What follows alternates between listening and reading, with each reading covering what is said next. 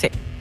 Bueno, vamos a estar hablando precisamente a continuación con nuestro siguiente invitado respecto de eso, de la situación que enfrenta nuestro país, junto a Tomás Izquierdo, él es economista, gerente general de Jiménez Consultores, hoy día en Más que Números. ¿Cómo estás, Tomás? Qué gusto saludarte. Muy bien, gracias, Catalina. ¿Cómo están ustedes? Bien, bien. Aquí estamos con Pato. ¿Qué dice don Patricio? Está medio con problemas de comunicación, Pato. Lo vamos a reconectar en un momento más. Tomás, queríamos partir contigo, lo habíamos conversado con Pato antes de conectarnos en el programa, respecto a esta discusión que hay, si es que estamos o no mejor que hace 2 años atrás. El ministro Marcel dice que estamos mejor que hace 2 años atrás. ¿Cuál es tu opinión al respecto? Mi opinión es que estamos un poquito mejor, sí.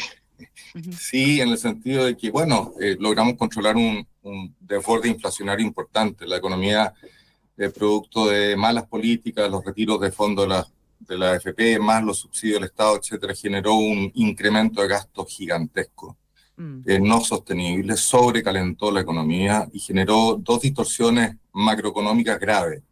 Una, un déficit en cuenta corriente altísimo que llegó a ser cercano al 10% del PIB acumulado en 12 meses. Y 2, una inflación que se desbordó y llegó a más de 14%. Respecto de esos 2 desequilibrios macroeconómicos, hoy día claramente estamos mejor. Estamos con la inflación, ¿cierto?, cerca del techo del rango meta y estamos con un déficit en cuenta corriente razonable del orden de 3,5, 3,6%. Lo que está al debe claramente es que, bueno, el crecimiento sigue ahí en el suelo.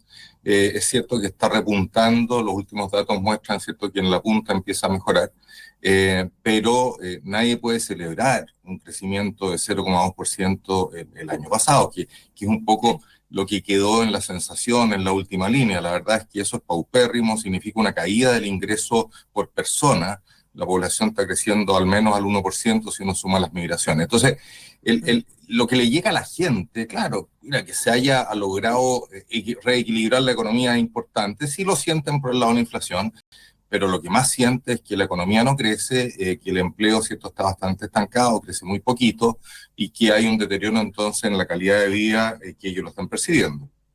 Hola, saludos, ¿están problemas? Hola, Patricio. Oye, el ministro Marcel dijo el domingo de que la gente estaba mejor, que ese 0,2%, si tú lo llevabas a un per cápita, que la gente estaba mejor, que la población no había crecido tanto. No, bueno, mira, los datos oficiales los vamos a conocer una vez que tengamos los resultados del censo. Sí. El crecimiento tendencial de la población en Chile estaba del orden de 0,9%, cuando se le agregó todo el proceso migratorio, subió a más de 1%. Uh-huh. Y probablemente en los últimos años ha estado en torno al 1%. Entonces, decir de que mejoró con un crecimiento de 0,2%, eso no tiene ni una posibilidad. Podemos discutir cuánto cayó el ingreso per cápita, pero en ningún caso mejoró. Ya. Ok, ¿y cómo se viene para adelante entonces? No escuché la pregunta. Pato, no se escuchó. Que ¿Cómo se viene la economía para adelante? Bueno, a ver, evidentemente estamos empezando a levantar cabeza. Cuando uno toma las series desestacionalizadas, ya en el cuarto trimestre del año pasado hubo una cierta estabilización y en el primer trimestre de este año, con los datos de INEXEC que estamos conociendo, apuntan a que iniciamos un proceso de crecimiento. Probablemente el crecimiento del año va a estar en el 2% o un poquito más, y en eso, ¿cierto?, en el debate que se ha generado, quizás Hacienda tenga algo de razón, pero aquí hay que entender bien que esta es una recuperación, y eso la gente le cuesta entenderlo, pero cayó tanto la economía el año pasado que el crecimiento de este año no es un crecimiento real, es recuperar parte de lo que se perdió. Yo tengo aquí algunos datos para que se hagan una idea. Lo que se gasta en la economía, el total del consumo más la inversión, cayó el año pasado 4,2%. Sí. El consumo de los hogares cayó 5,2%, la inversión cayó 0,7%. Entonces, ¿qué es lo que quiero decir con esto? A fines de este año, a pesar de que la economía crezca, el PIB, en torno al 2%, todavía vamos a estar por debajo de lo que era el nivel de actividad de la economía chilena a fines del año 2022. Sí. O sea, recuperación, pero después de una caída enorme y no alcanzamos ni siquiera a recuperar todo. Entonces, claro, es más fácil recuperar, entre comillas, cuando la tasa de interés está bajando, ¿cierto? Y eso ayuda a que la economía se eche a andar poco a poco de nuevo. Cuando el mercado laboral empieza a recuperarse, es más fácil recuperar que sostener el crecimiento. Y Sí. la gran preocupación que tenemos en Chile hoy día es qué pasa con el crecimiento a largo plazo. Y cuando el Banco Central nos dice que el crecimiento tendencial de largo plazo es del orden de 1,9%, bueno, eso es muy pobre. Y eso no nos permite avanzar en lo que era nuestro objetivo de ir convergiendo hacia niveles de ingresos de economías desarrolladas. Nos quedamos estancados, estamos creciendo menos que el resto del mundo. Sí. Y en este contexto, ¿qué te parecen las declaraciones de la ministra Jara? Paguen mejor, le dijo a los empresarios. ¿Hay algo de nobleza o de voluntad a la hora de definir cómo son los salarios en Chile? Mira, la verdad es que a mí me parece que no aporta mucho ese comentario. Genera un poco esta idea, ¿cierto?, de las reivindicaciones y, por ponerlo en términos más duros, de la lucha de clases, ¿cierto? Y de que los ricos en el fondo tienen posibilidades de entregarle mucho más a los pobres y ahí se resuelve todo, de que todo se resuelve repartiendo mejor. Y la verdad es que está bastante superada esa mirada del mundo y de la economía. Evidentemente uno no puede sostener un incremento en las remuneraciones en el tiempo que no esté a su vez, ¿cierto?, respaldado en una mejoría en la productividad. De lo contrario no es sostenible. Y por eso que cuando uno piensa en cómo mejorar la calidad de vida de los chilenos, hay que pensar en que crezcamos más, en que la productividad por trabajador se vaya incrementando y que por lo tanto esa mejoría en el ingreso sea sostenida en el tiempo. Lo demás es pan para hoy y hambre para mañana. Y por lo demás, lo más triste de esto es que ella creo que no tomó en cuenta un tema central, que lo dijo por lo demás la Reina Mate, en el sentido de que los peores salarios están en la economía más informal. Los empresarios a los cuales ella se estaría dirigiendo en promedio pagan mucho mejor las grandes compañías que lo que pagan las pymes. Y las pymes pagan lo que pagan y pagando eso apenas sobreviven. Y ahí hay un tema claramente de productividad. Entonces, no aporta mucho al debate, tiene un sesgo ideológico claramente. Preocupémonos cómo hacer crecer esta economía que está bastante entrampada. A propósito de cómo hacerla crecer, ¿qué harías con Huachipato? Mira, la verdad es que lo primero, y en eso Marcel tiene toda la razón, tenemos que ser súper rigurosos en cumplir los acuerdos en materia de comercio. Nosotros no podemos hacer un trato preferencial a una industria y protegerla por sobre lo que se justifica, ¿cierto?, por las políticas antidumping, etcétera, etcétera. Entonces, hay que hacer un estudio muy claro respecto de cuál es el nivel de subsidio, dumping que podrían tener, ¿cierto?, estas exportaciones de acero chino antes de tomar una decisión definitiva. Si aún así, compensando ese dumping, bueno, Huachipato no vuela en esta área. Huachipato es más que la refinación, o sea, que la producción de acero. Si es que no vuela, bueno, lamentablemente hay que hacer una transición, un ajuste, hay que tratar de recolocar a esa mano de obra en otras actividades. Es un gran desafío, es un drama, pero la peor de las salidas sería mantener, ¿cierto?, esa industria a pesar de que no sea competitiva en el tiempo. Es un costo para el país en su conjunto y eso no es sostenible. ¿Pero tú crees que no es competitiva, Tomás, o que no es competitiva porque hay dumping de parte de China? Bueno, es lo que te decía, o sea, se habla de que si hay una sobretasa de 25%, parece ser que tampoco flota, ¿te fijas? Y 25% es lo que hasta ahora los expertos dicen que correspondería, ¿cierto?, de poner de sobretasa a las importaciones de acero chino. Entonces, es el tema que hay que ver. Si es que corrigiendo la distorsión, aún así no es rentable, bueno, lamentablemente hay que bajar la cortina, es durísimo, pero en el largo plazo el costo para la sociedad en su conjunto de mantener subsidiada en industria, ¿cierto?, es mucho mayor. Hay que dejar en ese sentido de que, o sea, y además tenemos que cumplir nuestros acuerdos. Nosotros no podemos hacer lo mismo que criticamos en otros, de estar subsidiando a una industria dentro de la economía en desmedro, ¿cierto?, de otras industrias y en una competencia desleal con el resto del mundo. Sí, pues, absolutamente. Ahora, estamos en pie, esta pregunta se la he hecho a casi todos los entrevistados que nos han hablado respecto a Huachipato. ¿Estamos en pie de enfrentar como a China desde esa perspectiva y decirle, mañana vamos a subir el impuesto al acero que usted nos manda, señor? Mira, si está bien fundamentado, sí.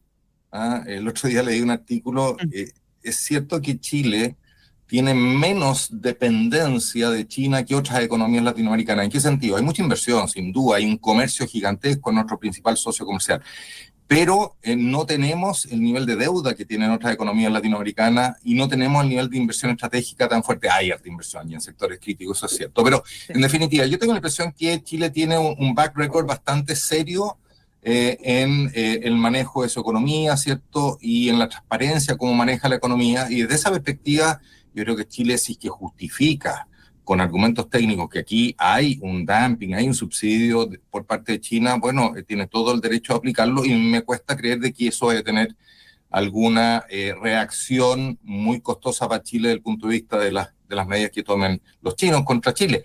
Los chinos son muy pragmáticos, ¿eh? Y saben dónde pueden apretar y saben dónde no pueden apretar. Ya, perfecto.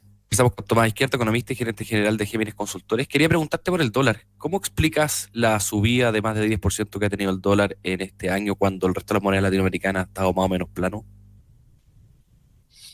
Pucha, qué pena que se vuelva a ese tema. A ver, yo creo que lo hemos dicho varias veces.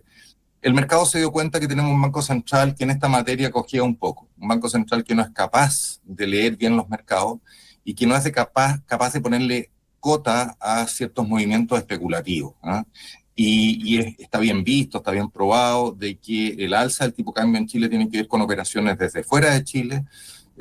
Son operaciones estructuradas, complejas, que permiten entrar temprano, es decir, entrar a comprar dólares en Chile cuando el tipo de cambio está relativamente bajo, cuando se genera alguna noticia que potencia una alza, compran, se produce una alza muy significativa y vender temprano. O sea, antes de que haya una noticia que haga caer el tipo de cambio, son los primeros en vender. Estoy haciendo una caricatura, pero en definitiva, un mercado poco profundo, donde hoy día muchos días más de la mitad de las operaciones vienen desde fuera de Chile que no desde dentro de Chile, con una autoridad que no es clara respecto de contener una devaluación que va más allá de lo justificable por los fundamentos macroeconómicos. Bueno, eso lo han leído desde afuera. Se han dado cuenta que el Banco Central de Chile es lento para reaccionar y que deja un espacio para hacer un arbitraje. Y ese arbitraje, ¿cómo lo están haciendo? ¿Por qué dices que es poco claro y que es lento para reaccionar? ¿El Banco Central debería reaccionar a esto? Sin duda, lo he dicho siempre, digamos. A ver, hay tantos ejemplos. En Japón, por ejemplo, en Japón saben todo el sistema financiero que pasado cierto nivel de la paridad, el Banco Central va a intervenir. En Perú, más o menos lo mismo, aunque un mercado financiero más cerrado, lo que se quiera. A ver, en definitiva, ¿cuál es el punto aquí? Dos cosas. Uno, solo tiene sentido intervenir primero verbalmente y después con, qué sé yo, ofreciendo forward nominado en dólares, lo que fuera, cuando se percibe de que el nivel del tipo de cambio se ha escapado de los fundamentos. Check, sí. Eso está, sin duda. Dos, cuando se percibe claramente de que en ese precio que estamos obteniendo hoy día, la participación de movimientos especulativos que vienen desde fuera de Chile es significativamente importante. Y eso es check sin duda. Y tres, teniendo en cuenta, y esto es muy importante, a propósito del purismo del Banco Central de esta materia que quiere que los mercados funcionen, cada vez que el Banco Central ha intervenido, producto de que efectivamente el precio está desalineado de los fundamentos, el tipo de cambio ha caído. O sea, ha sido efectivo. Entonces, ¿qué sucede hoy día? Lamentablemente estamos capturados, ¿cierto?, por este tema cambiario en nuestra capacidad de hacer política monetaria. Y si bien es cierto los fundamentos internos, yo diría que recomendarían que la tasa de interés fuera bajando más rápido, finalmente, ¿cierto?, esta falta de acción por parte del Banco Central para evitar esto, los movimientos especulativos, no los movimientos de mercado, impide bajar la tasa más rápido. Y eso tiene un costo enorme en materia de actividad. Y si uno quisiera cobrarle la cuenta para atrás al Banco Central, a ver, la cuenta principal del Banco Central ha hecho la pega, estamos conteniendo inflación, es una institución prestigiada, eso está fuera de duda. Pero en el fine tuning, el Banco Central podría haber hecho más para evitar ciertas escaladas del tipo de cambio que finalmente generan inflación y que finalmente hacen que el proceso de baja en la tasa de interés sea más lento. Sí. Ya, exceso de purismo, ¿qué hay detrás de esto? Porque el Banco Central ve lo mismo que ves tú y que vemos nosotros todos los días en el mercado, y ve también los volúmenes de no residentes también en el mercado cambiario, pero hay una decisión tomada en ese sentido. ¿Por qué? Yo creo que hay, no sé, no me atrevo a especular, pero yo creo que no es una decisión tan compartida por todo el Consejo del Banco Central, primera cosa. Segundo, tampoco por el mundo de los economistas en torno al Banco Central. El Pepo José Gregorio decía hace un tiempo atrás hay que bajar 200 puntos. Bueno, en un seminario hace una semana atrás ya dijo no, si en realidad hay que ser más cuidadoso. Vittorio Corvo en una entrevista el otro día al Mercurio le tiró un poco, ¿cierto?, la oreja al Banco Central diciendo que los últimos kilómetros de la maratón eran los más complejos y que había que ser extremadamente cuidadoso. En fin, a ver, aquí claramente uno se puede ir al tema más teórico, decir, tenemos un tipo de cambio flotante, ese es nuestro esquema, que el mercado le ponga precio, nosotros nos preocupamos solo de la brecha de capacidad de la tasa de interés. Pero la verdad es que muchas veces a lo largo de la historia, en los últimos 30 años, ha habido ciertas certezas desde el punto de vista teórico que se han aplicado y después se han dado cuenta de que hay errores y que la teoría va evolucionando. Aquí el pragmatismo me dice que cuando el tipo de cambio se desalinea, el Banco Central tiene que ser más osado y jugar sus cartas. Ese es el rol que debe cumplir el Banco Central. ¿Está dando a decir que el tipo de cambio está desalineado? Se me fue esa pregunta. Sí, Pato. ¿Qué indicador estás mirando para decir que el tipo de cambio está desalineado? Bueno, mira, ustedes mencionaron uno que es bastante evidente, y es que el peso chileno está tremendamente castigado en términos relativos a cualquier otra moneda latinoamericana, pero en forma dramática. O sea, en promedio las monedas latinoamericanas han seguido más o menos al dólar índice, que se han depreciado, no sé, 3, 4%, no más que eso. El peso chileno se ha depreciado más de 20% desde los niveles cuando estuvo en torno a los 800 pesos bastante tiempo estable a mediados del año pasado. Desde esos tiempos, el peso chileno se ha castigado más de 20% y la otra moneda no. Y el segundo tema es el tipo de cambio real. Si el tipo de cambio real es un indicador muy valioso, que corrige la inflación externa y la inflación interna ponderado por los socios comerciales de Chile, etcétera, etcétera. Bueno, hoy día el nivel del tipo de cambio en términos reales está del orden de 18% por sobre el nivel que teníamos pre-estallido. 18% por sobre. Ya. Yo entrego de que puede ser 10% porque este país crece menos, porque este país es más inseguro desde el punto de vista político, desde el punto de vista institucional, lo que ustedes quieran, pero 17, 18% no. Y el Banco Central sabe que este no es un precio de equilibrio. Ahora está esperando que en algún momento se ajuste, pero todo ese proceso de ajuste es costoso en materia de bajar la tasa de interés. Bien, Tomás Izquierdo, un gusto escucharte como siempre. Tomás es socio de gerente general de Jiménez Consultores y economista.